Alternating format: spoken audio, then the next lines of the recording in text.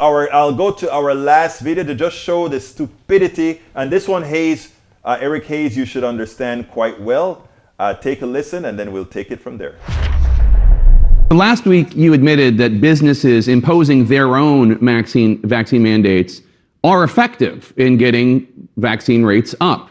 You also said you were, quote, a defender of the employer's right to provide a healthy workplace, unquote, if they decide to impose those. Now, I understand you are not comfortable with the government, whether state or federal, imposing mandates on businesses, but wouldn't you be saving lives if you imposed a vaccine mandate on state employees who ultimately work for you? Well, it would probably increase vaccination rates.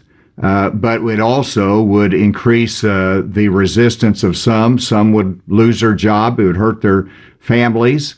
And it would, in the broader population, also create that controversy and resistance. So it's a balance there, and that's why private businesses should have the opportunity, if they want to require vaccination in their sensitive workplace, they ought to be able to do that. But government doesn't need to tell them to do that. I'm for reducing mandates across the board in regard to the vaccinations. People will make the right decision over time when they get the right information.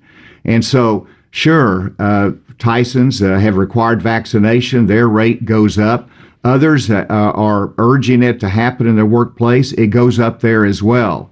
And so I think it's a balance, but what works in Arkansas is not the mandate side of it, but it's the education side and businesses having the prerogative to make their own decision without the government telling them what to do. Arkansas requires children entering schools to be vaccinated for diphtheria, tetanus, pertussis, polio, measles, mumps, rubella, hepatitis B, hepatitis A, chickenpox.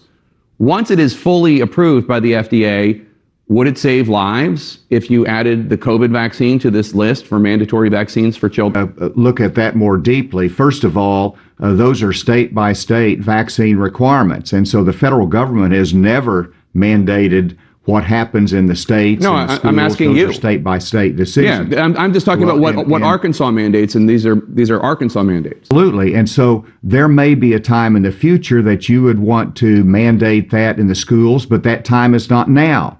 We need to have more experience with that.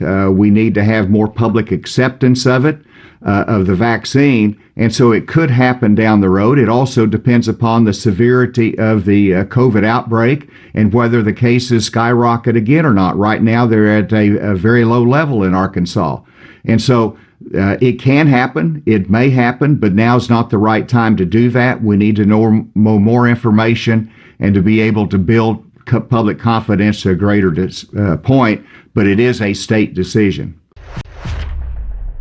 We spend a lot of time deconstructing the news, trying to parse it into a form that everybody can understand. We try to find those little nitpicks where it flies above the fray, etc.